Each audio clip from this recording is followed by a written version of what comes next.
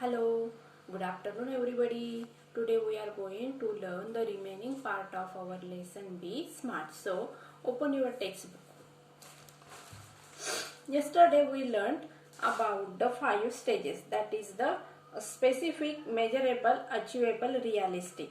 The realistic, in the stage of realistic we have learned 3 to 4 lines. Now we are going to complete the stage, that is the realistic stage. So listen carefully. Realistic. It is important to create goals that are within one's current skill set or area of expertise. Building expertise takes time, so expecting to become an expert in a short amount of time is unrealistic. Being realistic will make it easy to be successful at attaining goals. If defensive and not aggressive, the goal perhaps lacks realism.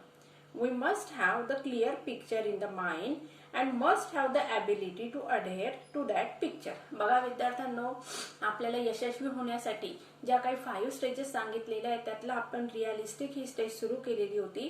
त्या stage मधल्या आपण 4-5 line complete केलेल्या होत्या. आता उरलेल्या lines आपल्याला बघायच्या आहेत. आता रिअलिस्टिक म्हणजे काय?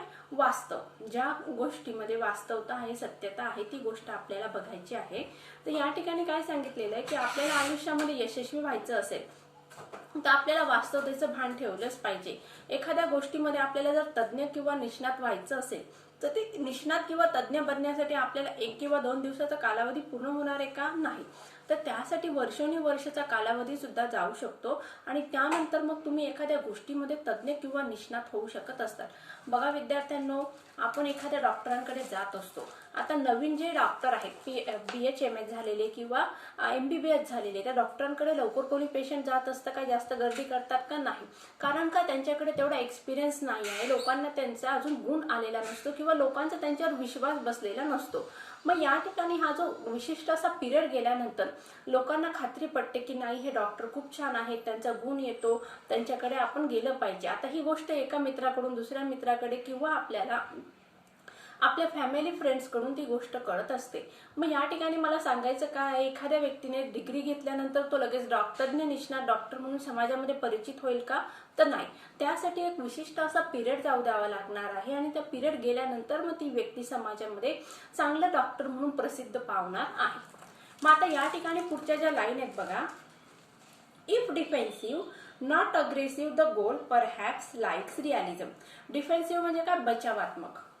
जर तुमचं टार्गेट किंवा तुम्हाला जे काही बनायचं आहे, तुमचं जे अचिव्हमेंट तुम्ही ठरवलेलं आहे ते जर बचावात्मक असेल आणि काय म्हटले त्यांनी बघा, lax real but not aggressive, आणि ते आव्हानात्मक नसेल किंवा आक्रमक नसेल तर मग ते काय राहणार आहे बघा, त्यामध्ये मग लॅक्स रिअलिझम. मग त्यामध्ये काय असणार आहे? रिअलिझम म्हणजे काय? वास्तवतेचा अभाव असणार आहे. We must have the clear picture in the mind. आणि आपल्या मनामध्ये एक असं क्लिअर म्हणजे काय, स्पष्ट असं चित्र, आपल्याला काय बनायचं आहे, आपण फ्युचरमध्ये काय बनणार आहोत, या गोष्टीचं आपण एक काय करायचं, सारासार असं चित्र आपल्या मनामध्ये तयार करून ठेवायचं आहे. And must have the ability to adhere to that picture. आणि मग ते चित्र पूर्ण करण्याची म्हणजे आपण जे स्वप्न मनात रंगवलेलं आहे ते स्वप्न पूर्ण करण्यासाठी आपण काय करायचं आहे, टू अडेअर म्हणजे काय, टू फॉलो. मग ते स्वप्न पूर्ण करण्याची आपल्यामध्ये काय पाहिजे, ॲबिलिटी म्हणजे काय, एवढी पात्रता आपल्यामध्ये पाहिजे आहे. आता या ठिकाणी बघा, मी तुम्हाला तुमच्या 10वीच्या वर्षाचा एक एक्झाम्पल देते. अतिशय सोपं एक्झाम्पल आहे, म्हणजे तुम्हाला समजायला सोपं जाणार आहे. आता या ठिकाणी तुम्हाला 10वीचा जो अभ्यास करायचा आहे, आता तुम्ही ठरवलं की मला 95% किंवा 98% मिळवायचे आहेत. हे तुमचं मनात झालेलं पिक्चर, हे चित्र तुम्ही तुमच्या मनात तयार केलेलं आहे. आता हे नुसतं चित्र रेखाटून भागणार आहे का, स्वप्न बघून भागणार आहे का? तर नाही. त्यासाठी तुम्हाला मग आता काय करणार आहे, तुम्हाला त्यासाठी प्रॅक्टिकली वर्कआउट करावं लागणार आहे. आता वर्कआउट करावं लागणार आहे म्हणजे काय, आज समजा तुम्ही आज अभ्यास केला तर लगेच तुम्हाला 96% मिळतील का? नाही. मग या ठिकाणी जे सांगितले की स्पेसिफिक पिरियड जाऊ द्यावा लागतो, म्हणजेच मग तुम्हाला 10वीमध्ये छान असे मार्क्स मिळवण्यासाठी तुम्हाला रोज डेली अभ्यास करावा लागणार आहे. 5 ते 6 तास तुम्हाला डेली अभ्यास करावा लागणार आहे, मेहनत घ्यावी लागणार आहे. आणि त्यानंतर मग जे तुमचं स्वप्न आहे, कुठलं स्वप्न आहे की 10वीमध्ये 98% 99% मार्क्स मिळवायचे, ते स्वप्न पूर्ण होणार आहे. म्हणजेच मग एक विशिष्ट असा पिरियड जाऊ द्यावा लागणार आहे आणि ते पिरियड गेल्यानंतर त्यामध्ये तुम्हाला कष्ट पण घ्यावे लागणार आहेत. ते कष्ट आणि पिरियड म्हणजे वेळ, या दोघांचा संगम झाल्यानंतर मग तुमचं जे आउटपुट असणार आहे, आउटपुट कुठलं असणार आहे, तुम्हाला मिळालेले छान असे पर्सेंटेज. आले लक्षात विद्यार्थ्यांनो? आता बघूया पुढचं जे आहे topic, time bound. Time bound म्हणजे काय, वेळेद्वारे नियंत्रित केलेले, म्हणजे एक विशिष्ट असा टाइम आहे, वेळ आपल्यासाठी ठरवून देण्यात आलेली असते. आता बघा विद्यार्थ्यांनो, मी तुम्हाला थोडक्यात समजावून सांगते, नंतर आपण लाईन्स डिटेल्समध्ये वाचूया. तुमचं परीक्षेचं जे काही टाइम टेबल असतं किंवा तुमचं शाळेचं जे रुटीन असतं ते टाइम बाउंड असतं की नाही बघा. शाळा विशिष्ट वेळेस भरत असते, 7 वाजता शाळा भरते, 12 वाजता शाळा सुटत असते, म्हणजे हे काय झालं, टाइम बाउंड झालेलं आहे. टाइम लिमिटेशन मध्ये तुमचं वेळापत्रक बांधण्यात आलेलं आहे. त्याचबरोबर बघा, रोज सोमवार ते शनिवार कुठले लेक्चर्स होणार याचं तुम्हाला टाइम टेबल दिलेलं असतं. कुठले टीचर्स येणार, किती वेळ शिकवणार, हे सगळं कसं आहे, लिमिटेड करण्यात आलेले. कशाच्या माध्यमातून, वेळेच्या माध्यमातून या सगळ्या गोष्टी नियंत्रित करण्यात आलेल्या आहेत. म्हणजेच वेळेने काय केलेलं आहे, आपलं कार्य केलेलं आहे, आपल्याला वेळ ठरवून दिलेली आहे, तेवढ्या वेळामध्ये आपल्याला ती गोष्ट काय करायची असते, पूर्ण करायची असते. आता बघा अजून दुसरं एक्झाम्पल सांगते. आता 10वीची जी तुमची एक्झाम असणार आहे ती साधारण मार्च महिन्यात असते. मार्चच्या पहिल्या आठवड्यात तुम्हाला बोर्डाची परीक्षा द्यावी लागत असते. मग आता तुम्ही अभ्यास कधीपासून सुरू करता, साधारण एप्रिल मे पासून तुम्ही तुमचा 10वीचा अभ्यास सुरू करत असता. मग एप्रिल मे ते मार्च एवढा हा तुमच्यासाठी काय, हा स्पेसिफिक असा पिरियड देण्यात आलेला आहे की एवढ्या पिरियडमध्ये तुम्हाला काय करायचं आहे, अभ्यास करायचा आहे. आणि अभ्यास करून तुम्हाला काय करायची, बोर्डाची परीक्षेला तुम्हाला सामोरे जायचं आहे. मग या ठिकाणी तुम्हाला 10वीचा अभ्यास करण्यासाठी किंवा बोर्डाच्या पेपर देण्यासाठी 2-3 वर्षाचा कालावधी दिलेला आहे का, ह्या वर्षी अभ्यास करा, पुढच्या वर्षी आराम करा, त्याच्या पुढच्या वर्षी पेपर द्यायचे, असं काही आहे का, नाही. तर या ठिकाणी तुम्हाला एक विशिष्ट अशी वेळ मर्यादा घालून दिलेली आहे आणि त्या वेळ मर्यादेनुसार तुम्हाला त्या वेळेचं पालन करायचं आणि त्यानुसार मग अभ्यास करावा लागत असतो. हाच या आपल्या टॉपिकचा मेन असा हेतू आहे. आले लक्षात? बघूया. Time bound. Establish the time parameters around each goal as it will help increase the focus and accountability. Establish म्हणजे काय, स्थापन करणे. काय स्थापन करायचे बघा, टाइम पॅरामीटर्स. टाइम पॅरामीटर म्हणजे काय, वेळेचं बंधन. आता या ठिकाणी काय सांगितलंय, अराउंड इच गोल म्हणजे जे आपलं प्रत्येक ध्येय आहे त्या प्रत्येक ध्येयाभोवती आपल्याला काय करायचंय, वेळेचं बंधन गुंफून घ्यायचं आहे. म्हणजे ध्येयाला आपल्याला वेळेद्वारे नियंत्रित करायचं आहे. as it will help increase the focus and accountability. Focus म्हणजे काय, या ठिकाणी लक्ष केंद्रित करणे, आणि अकाउंटेबिलिटी म्हणजे काय, या ठिकाणी बघा जबाबदारी. म्हणजे वेळेचं बंधन घालून दिल्यानंतर मग आपली जबाबदारी अधिक वाढत असते. आता ही जबाबदारी कशी वाढणार, तुम्हाला प्रश्न पडला असणार. बघा एक सोपं एक्झाम्पल सांगते मी तुम्हाला. आता तुम्ही पेपर जसे जवळ येणार त्यावेळेस तुम्ही काय करत असतात, वेळेचं डिवायडेशन करत असतात. सब्जेक्ट वाईज तुम्ही वेळेचं डिवायडेशन करत असतात. म्हणजेच बघा, जे तुम्हाला 7 किंवा 8 सब्जेक्ट आहे त्या सब्जेक्टचं तुम्ही काय करत असतात, मंथली तुम्ही डिवायडेशन करत असतात. समजा मॅथ्सचा अभ्यास करायचा आहे तर मॅथ्स या सब्जेक्टसाठी तुम्ही 1 महिन्याचा पिरियड दिला अभ्यास करण्यासाठी. मग त्या 1 महिन्यामध्ये तुम्हाला पूर्ण जे टेक्स्टबुक आहे तुमचं मॅथ्सचं त्याचा अभ्यास तुम्हाला कव्हर करायचा असतो. मग आता या ठिकाणी तुम्ही टाइम बांधून घेतलेला, 1 महिन्याचा कालावधी दिलेला आहे कुठल्या सब्जेक्टसाठी, मॅथ्सच्या सब्जेक्टसाठी. मग त्या अंतर्गत येणारे जेवढे काही वर्क एक्झाम्स आहेत ते त्या अंतर्गत येणारे जेवढे काही तुम्हाला प्रॉब्लेम सेट आहेत तेवढं सॉल्व्ह करावेच लागणार आहेत. मग या ठिकाणी तुमचं संपूर्ण लक्ष कशावर केंद्रित होईल, अभ्यासावर. कुठल्या मॅथ्सच्या सब्जेक्टवर. कालावधी किती, 30 दिवसांचा आहे. म्हणजेच मग या ठिकाणी तुम्ही काय केले, तुमचं लक्ष या ठिकाणी केंद्रित झालेलं आहे. कशावर, तुमचं टार्गेट कुठलं, मॅथ्सचा अभ्यास कंप्लीट करणे. मग अशा प्रकारे आपण जर टाइम लिमिटेशन बांधून दिलं तर आपलं लक्ष अधिक केंद्रित होत असतं आपल्या टार्गेटवर. To reduce weight we know how to go about it. एखाद्याला जर आपलं वजन कमी करायचं आहे तर ते वजन कसं कमी करायचं हे आपल्याला माहीत असतं. मग त्यासाठी काय केले जातात, वेगवेगळे प्रयोग केले जात असतात. तर मी या ठिकाणी प्रयोग म्हणत आहे कारण या ठिकाणी पटकन वजन कमी करणं हे काय जादूची कांडी फिरवण्यासारखं आहे का, नाही. मग त्यासाठी वेगवेगळ्या प्रोसेसमधून प्रत्येकाला जावं लागत असतं. जे उत्सुक आहेत त्यांच्यासाठी.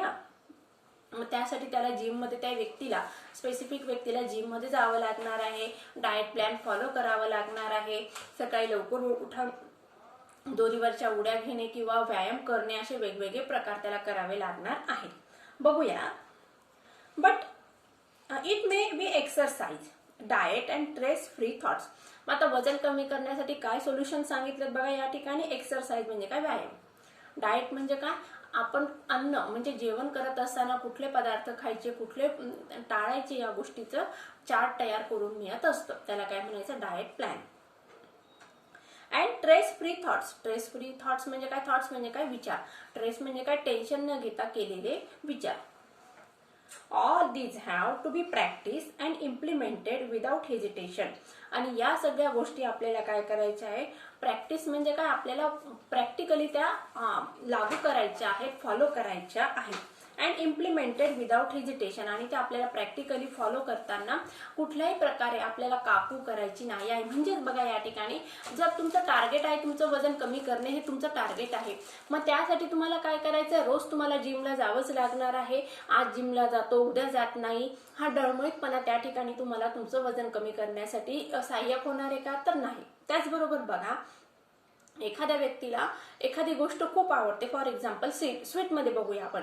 एखाद्या व्यक्तीला जर मिठाई खूप आवडत आहे आणि त्याला त्याचं वजन कमी करायचं आहे, पण स्वीट डॉक्टरने खायला नाही सांगितलेलं आहे, पण तो काय म्हणणार, मग नको, आजच्या दिवस खाऊन घेतो, उद्यापासून मी काही खाणार नाही. मग या ठिकाणी काय झालं बघा, त्या व्यक्तीचा हा काय झाला, डळमळीत असा निर्धार झालेला आहे. समोर बघितलं, स्वीट बघितलेले आहे आणि ते स्वीट खाण्याची त्याची इच्छा झाली आणि त्यावर त्याचं नियंत्रण राहिलेलं नाही आहे. मग या ठिकाणी रायटरला काय सांगायचं आहे, आपण आपल्या निर्धारापासून किंवा आपलं जे टार्गेट आहे, आपलं जे गोल आहे, ते गोल पासून आपल्याला काय करायचं, डळमळीत व्हायचं नाही आहे.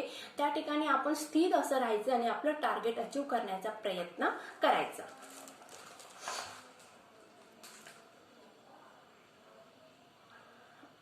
इम्प्लिमेंटेड विदाउट हेजिटेशन, डाऊट और इनडिफरन्स.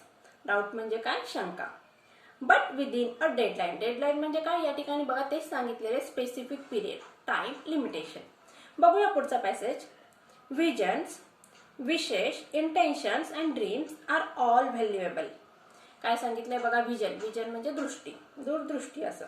विशेष म्हणजे इच्छा, इंटेन्शन्स म्हणजे उद्देश, अँड ड्रीम्स म्हणजे स्वप्न. या सगळ्या गोष्टी आपल्यासाठी काय आहे, महत्वाच्या आहेत.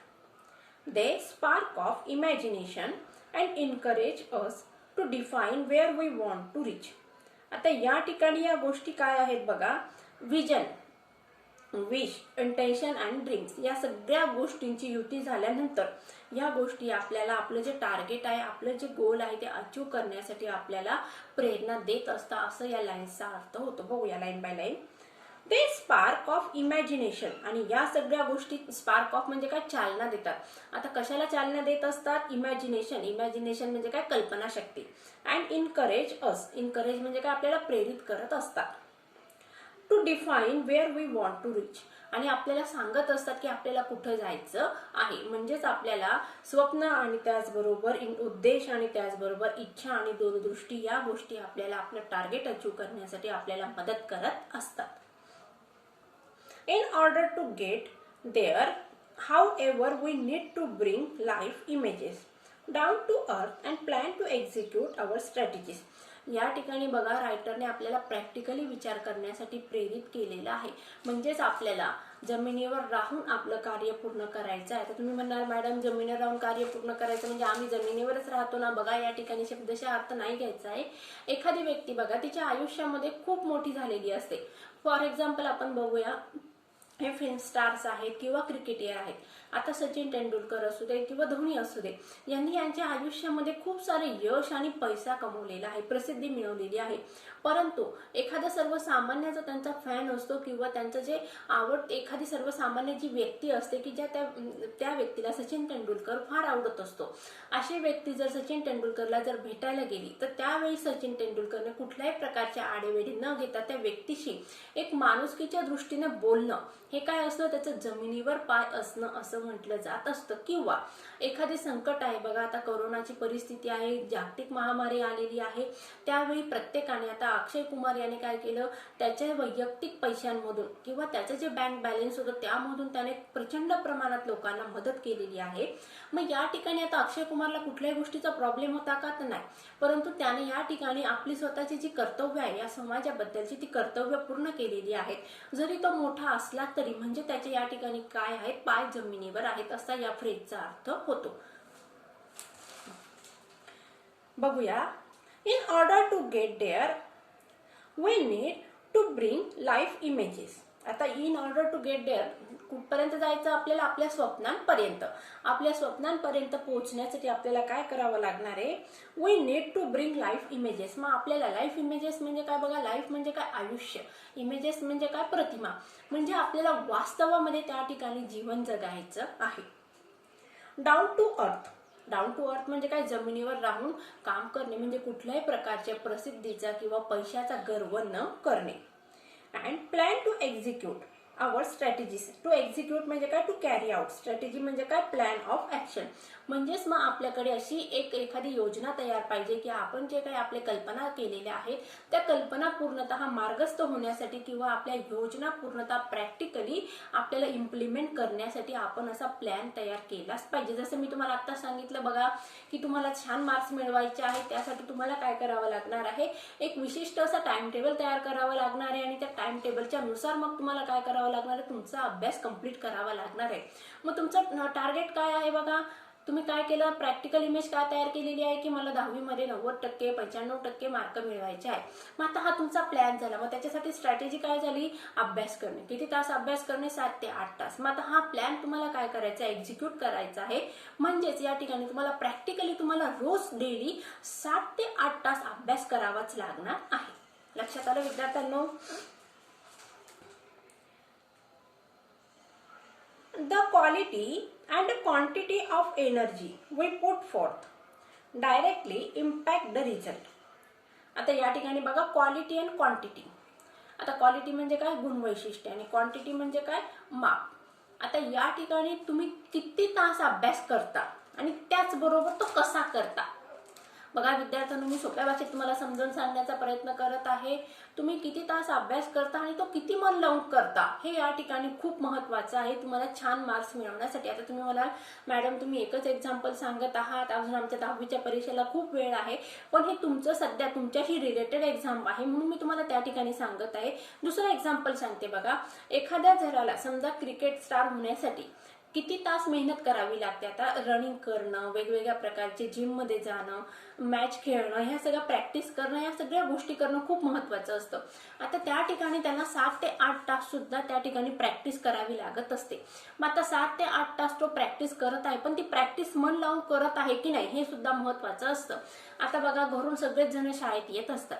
आता शाळेत आल्यानंतर टीचर किंवा शिक्षकांचं बंधन असतं म्हणून त्या ठिकाणी तुम्ही बसलेले असतात. आता काही विद्यार्थी असे असतात की ते फक्त वर्गात फिजिकली प्रेझेंट असतात पण मेंटली किंवा माइंडने ते इकडे तिकडे फिरत असतात. मग या ठिकाणी वर्गात प्रेझेंट राहून शिक्षकांचं मन लावून ऐकणं, मग या ठिकाणी क्वालिटी पण आली आणि क्वांटिटी पण आलेली आहे. म्हणजे किती तास आणि कसा अभ्यास करता हे या ठिकाणी जास्त महत्त्वाचं असतं. नुसतं पुस्तक उघडून बसायचं आई वडिलांसमोर आणि अभ्यास न करणे म्हणजे खूप तासन तास पुस्तक हातात ठेवायचं आणि आतमध्ये पुस्तकाच्या मध्ये मोबाईल ठेवायचा आणि गेम खेळायचं, हे तुमचा अभ्यास छान होणार आहे का? नाही. या ठिकाणी तुम्ही काय करत आहात? क्वांटिटी दाखवत आहात पण क्वालिटी आहे का? नाही.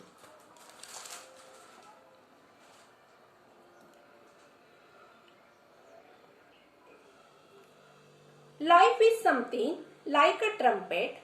If we don't put anything in, we can't get anything out. खूप छान उदाहरण दिले बघा या ठिकाणी रायटरने काय केलेले आहे? आयुष्याची तुलना कशाशी केलेली आहे? तुतारीशी केलेली आहे. तुतारी आपण वाजवत असतो. आता ती वाजवत असताना आपण त्यामध्ये हवा आत टाकत असतो, बरोबर आहे?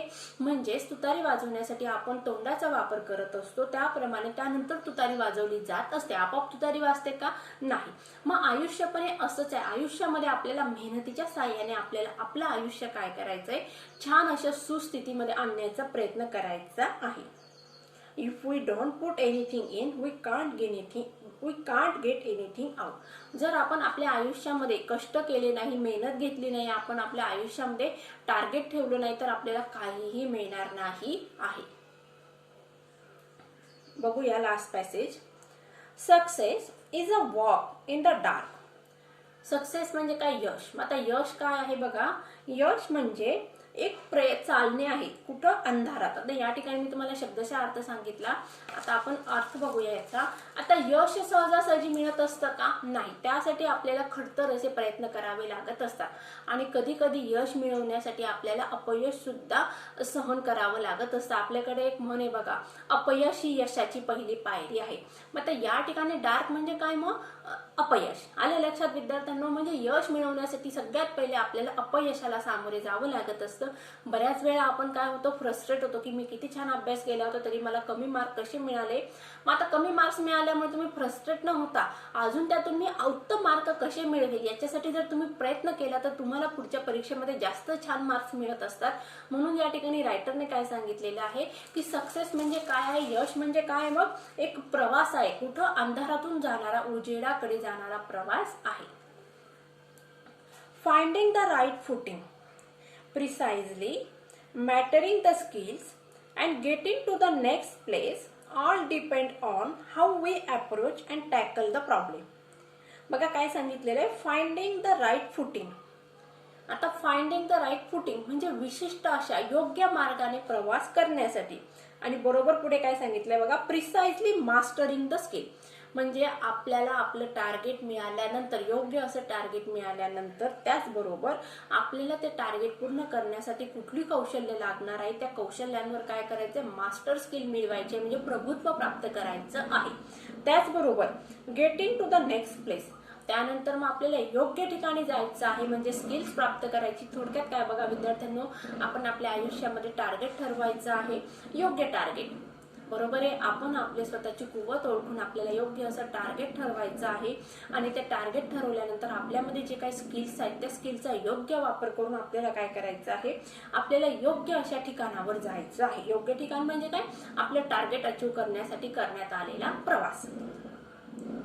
All depend on how we approach and tackle the problem. आणि हे सगळ्यावर डिपेंड आहेत बघा. कशावर डिपेंड म्हणजे काय, अवलंबून आहेत की आपण कशा प्रकारे त्यांना त्या प्रॉब्लेम्सला फेस करत असतो. टॅकल म्हणजे काय, टू हँडल. आपण आपल्या समोर येणाऱ्या समस्या कशा प्रकारे सोडवत असतं त्यावर ते डिपेंड करत असतं.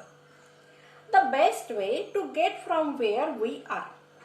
बघा काय सांगितलेलं आहे, the best way to get from where we are. The best way म्हणजे काय, चांगला उपाय आहे. कोणता उपाय बघा, to get from where we are. आपण ज्या ठिकाणाहून आहे त्या ठिकाणाहून बाहेर पडण्यासाठी आपल्याला काय करावं लागणार आहे, to where we, the best way to get from where we are to where we want to be. म्हणजे ज्या ठिकाणी आपल्याला जायचं आहे, म्हणजे आता आपण सध्या स्थितीत ज्या ठिकाणी आहे आणि त्या ठिकाणून आपल्याला ज्या ठिकाणी पोहोचायचं आहे. Is to find the footing of our next step. म्हणजे या ठिकाणी रायटरने काय सांगायचंय थोडक्यामध्ये बघा, आपल्याला आपल्या आयुष्यामध्ये योग्य असं टार्गेट सेटल करता आलं पाहिजे आणि टार्गेट सेटल केल्यानंतर त्या टार्गेटच्या दिशेने मार्गस्थ होण्यासाठी आपल्याला योग्य असं मार्गदर्शन मिळणं अतिशय आवश्यक आहे. When we take next step, it should support and hold us without a crack. आणि ज्यावेळी आपण आपलं टार्गेट ठरवलं आहे त्या टार्गेटच्या प्राप्त करण्यासाठी आपलं जे आपण टार्गेट लक्ष्य ठरवलेलं आहे ते लक्ष्य प्राप्त करण्यासाठी ज्यावेळेस आपण पुढे मार्गस्थ होत असतो त्यावेळेस आपल्याला सपोर्ट म्हणजे काय, सहाय्य. सगळ्यांचं, आपल्या पॅरेंट्सचं, आपल्या समाजातील आपले जे काही बांधव आहेत, समाजातील बांधव म्हणजे का, आपले मित्र परिवार, फ्रेंड सर्कल यांची पण मदत या ठिकाणी आपल्याला अतिशय महत्वाची असते. And hold us without a crack. आणि आपल्याला आपलं जे टार्गेट आहे म्हणजेच बघा या ठिकाणी एखाद्या वेळी आपण आपलं जे टार्गेट ठरवलेलं आहे ते टार्गेट आपण यशस्वी होण्यासाठी किंवा अचीव करण्यासाठी आपण प्रयत्न करत असतो. आता फॉर एक्झाम्पल बघूया, तुम्हाला 12वी नंतर मेडिकल साईडला जायचं आहे. मग तुम्ही 12वी सायन्स घेतलं, त्यानंतर नीट जे काही एक्झाम आहेत त्या एक्झाम्स तुम्ही दिल्या. या ठिकाणी तुम्ही टार्गेट अचीव केलेलं आहे, टार्गेट डिसाईड केलं, त्यासाठी योग्य फुटिंग तुम्हाला मिळालेली आहे, एक्झाम दिलेल्या आहेत, योग्य क्लासेसमध्ये तुम्ही ऍडमिशन घेतलेलं आहे, त्यानुसार अभ्यास केलेला आहे. आता या ठिकाणी तुम्हाला तुमचे जे आजूबाजूचे मेंबर्स आहेत म्हणजे तुम्ही, तुमचे फॅमिली, तुमचे पॅरेंट्स, तुमचे फ्रेंड्स यांचा तुम्हाला सपोर्ट आणि त्याचबरोबर तुम्ही तुमचं जे टार्गेट आहे मनात ठरवलेलं त्याला कुठल्याही प्रकारचे तडे जाऊ द्यायचे नाही. म्हणजेच तुम्हाला तुमच्या लक्ष्यापासून अविचल राहायचं आहे. लक्ष्य तुम्हाला काय करायचं आहे, तोडायचं नाही आहे. लक्ष्यापासून तुम्हाला मार्गस्थ व्हायचं आहे, लक्ष्यापर्यंत पोहोचण्याचा प्रवास करायचा आहे. अशा प्रकारे विद्यार्थ्यांनो अतिशय सुंदर असा लेसन होता. कुठला लेसन होता? बी स्मार्ट. आता या लेसनमध्ये तुम्हाला छान अशी गाईडलाईन देण्यात आलेली आहे. मला असं वाटतं तुम्हाला सगळ्यांना हा लेसन समजला असेल की जेणेकरून तुम्हाला या लेसनच्या मधून जी काही प्रेरणा मिळाली असेल त्या प्रेरणेद्वारे तुम्ही तुमचा अभ्यास छान सुरू करणार आहात. सगळ्यांना माझ्याकडून तुम्हाला अभ्यासासाठी आत्तापासून शुभेच्छा आणि सगळ्यांनी अभ्यासाला लागायचं आहे हेच या पाठाच्या माध्यमातून तुम्हाला रायटरला सूचित करायचं आहे. So friends, we will complete the English workshop in the next lecture. So take care and goodbye.